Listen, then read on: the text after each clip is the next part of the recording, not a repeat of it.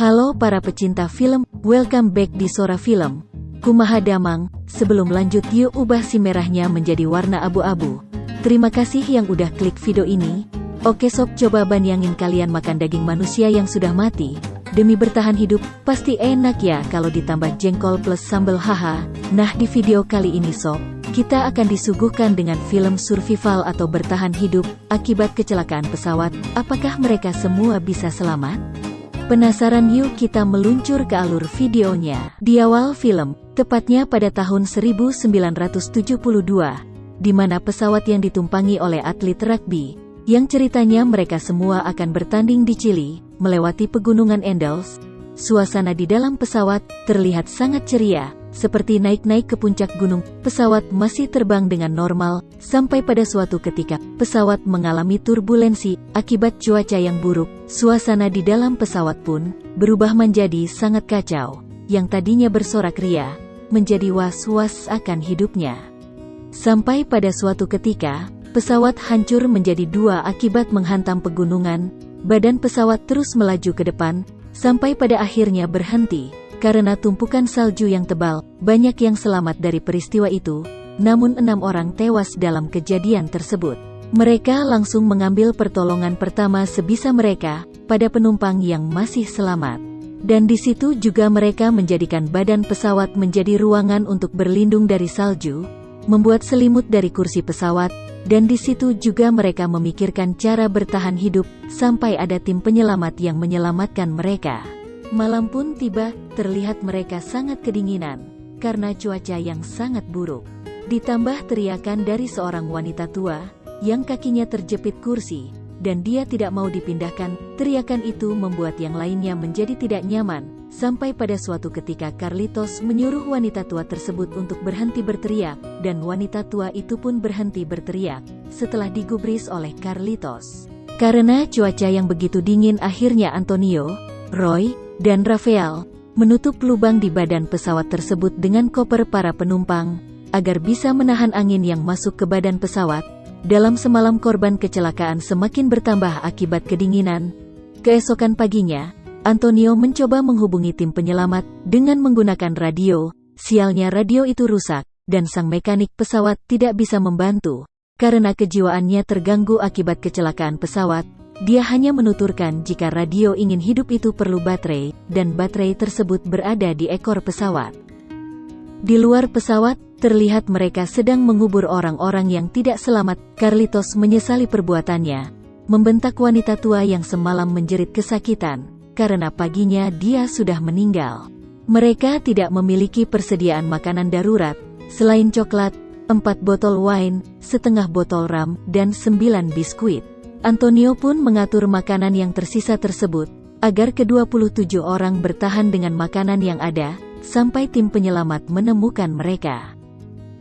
Tiba-tiba terdengar suara pesawat pencari, namun karena cuaca yang buruk, menghalangi jarak pandang, sehingga mustahil bagi pesawat itu, untuk melihat mereka semua. Malam kembali tiba, mereka semua terlihat tidur saling memeluk satu sama lain, agar menghangatkan tubuh mereka dari dinginnya cuaca pada malam itu. Suasana di dalam pesawat begitu sunyi, mereka memikirkan bagaimana nasib mereka ke depannya. Pagi pun kembali tiba, di situ mereka memanfaatkan peralatan seadanya untuk bertahan hidup. Ada yang sibuk bekerja dan ada juga yang hanya bersantai melihat pegunungan es yang begitu luas. Keesokan harinya, kembali terdengar suara pesawat melintas. Mereka pun berteriak agar bisa dilihat pesawat tersebut. Pesawat itu pun menukik, dan mereka yakin bahwa mereka semua akan segera diselamatkan hari itu. Semua bersorak gembira, dan tidak lagi memikirkan penjatahan makanan. Mereka menghabiskan semua makanan yang tersisa, karena pikir mereka akan diselamatkan hari itu. Alangkah sialnya mereka, pesawat penyelamat yang mereka tunggu-tunggu, tidak kunjung datang. Antonio marah besar, setelah membuka koper persediaan makanan kosong. Harapan mereka hilang hari itu. Setelah 5 hari terjebak di pegunungan es itu, mereka merasa kebingungan, kelaparan, sekaligus putus asa. Saat Roberto, Jerby, dan Tintin membuat tempat tidur gantung untuk temannya yang terluka, Tintin menemukan radio dan segera menyerahkannya kepada Antonio. Hari berikutnya, Antonio dan Tintin mencoba mencari informasi dari radio yang mereka temukan.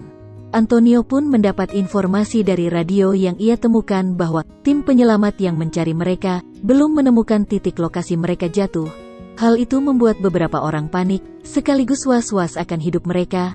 Carlitos membuat rencana pendakian bersama Rafael untuk menemukan ekor pesawat dan membawa baterai untuk menghidupkan transmitor. 5 orang melakukan pendakian untuk mencari ekor pesawat. 1 di antara mereka hampir terjatuh ke jurang yang tertutupi salju. Untung Roberto langsung menariknya dan dia pun selamat. Alberto menemukan peta, dan dia mengabarkan posisi mereka dan jalan menuju Chili. Selanjutnya mereka semua melanjutkan pendakian. Tapi melihat jalur pendakian yang cukup terjal, mereka semua memutuskan kembali ke badan pesawat. Di hari ke-9, setelah Roberto dan Nando memakamkan temannya yang sudah meninggal, Antonio mendapatkan informasi dari radio yang ia temukan, bahwasanya pencarian mereka dihentikan. Nando pun mengabarkan kepada semua teman-temannya, bahwa pencarian mereka dihentikan. Hal itu karena Nando tidak ingin teman-temannya terus berharap yang tidak pasti. Nando juga mengatakan idenya kepada teman-temannya untuk memakan mayat dan memulai pendakian untuk mencari bantuan. Awalnya semua orang menolak idenya si Nando terkecuali Roberto. Menjadi kanibal adalah suatu hal menjijikkan bagi mereka. Roberto meyakinkan mereka untuk mengikuti idenya si Nando agar mereka terhindar dari kelaparan. Setelah perdebatan dengan teman-temannya, Roberto menyusul Nando keluar, mengabarkan bahwa teman-temannya akan memutuskan idenya si Nando besok hari.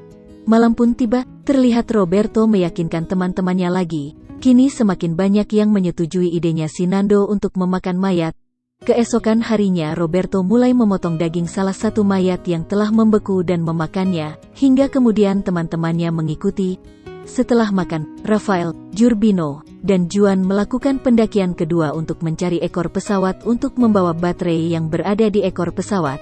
Pendakian tersebut membutuhkan waktu semalaman untuk perjalanan pertama. Sin berpindah ke Nando, ia berpikir pendakian Rafael, Jurbino dan Juan, mereka tidak akan selamat. Namun hal yang tak terduga pun terjadi. Di situ mereka yang melakukan pendakian masih selamat. Walau keadaan mereka yang sangat mengkhawatirkan, mereka bertiga tetap melanjutkan pendakian. Di situ mereka menemukan mayat teman mereka yang lain. Sampai mereka bertiga memutuskan untuk kembali ke badan pesawat dengan menggunakan sayap pesawat sebagai papan seluncur. Mereka bertiga menyampaikan bahwa ekor pesawat belum mereka temukan. Akhirnya mereka memutuskan untuk membuat tim pendakian yang baru, karena tim pendaki sebelumnya tidak ingin melanjutkan pendakian. Malam itu hal yang mengerikan terjadi. Mereka yang berada di badan pesawat mengalami longsoran salju, yang mengakibatkan dari beberapa mereka ada yang tertimbun dan menewaskan 8 orang di tempat.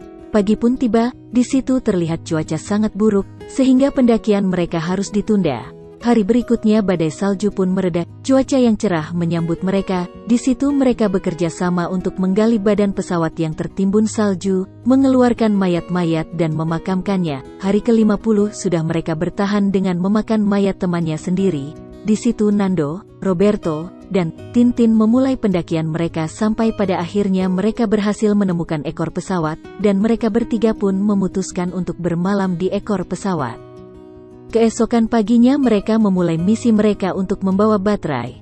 Namun karena baterai yang begitu berat dan tidak mungkin membawanya ke badan pesawat, akhirnya Roberto memutuskan untuk membawa Roy untuk menyambungkan radionya. Namun Roy gagal untuk menyambungkan radio tersebut. Malam pun tiba di situ mereka memutuskan untuk melanjutkan pendakian ke Chili. Tapi sebelum itu mereka kembali ke badan pesawat untuk mengatur rencana dan menyiapkan persediaan makanan. Hari ke-61, di situ Nando mendesak Roberto untuk melakukan pendakian ke Chili karena melihat keadaan teman-temannya yang mengkhawatirkan. Akhirnya Roberto menyetujui dan mereka berangkat hari itu juga untuk melakukan pendakian ke Chili untuk meminta bantuan. Setelah 2 hari melakukan pendakian, keputusasaan kembali menyerang Roberto. Ia ingin menyerah melihat perjalanan yang masih sangat jauh. Namun Nando meyakinkan Roberto, dan akhirnya Roberto kembali semangat. Di situ Tintin diminta kembali ke badan pesawat karena persediaan makanan yang menipis. Roberto dan Nando pun melanjutkan perjalanan bermil-mil jauhnya, bahkan sampai 12 hari. Akhirnya usaha mereka berdua membuahkan hasil. Mereka akhirnya sampai ke Chili dan meminta bantuan, dan kembali ke pegunungan Andes bersama bala bantuan untuk mengevakuasi teman-temannya. Scene berpindah di badan pesawat. Di situ mereka mendengar suara helikopter. Semua orang keluar dan bersorak kegirangan. Mereka bahagianya bukan main, karena mereka yang masih selamat bisa melanjutkan hidup mereka, dan akhirnya mereka semua dievakuasi. Dalam tragedi tersebut, mereka menancapkan salib sebagai bukti atas kecelakaan tersebut, dan film ini pun selesai. Oke sob, sekian alur kali ini, jangan lupa subrek ya. Wassalamualaikum warahmatullahi wabarakatuh.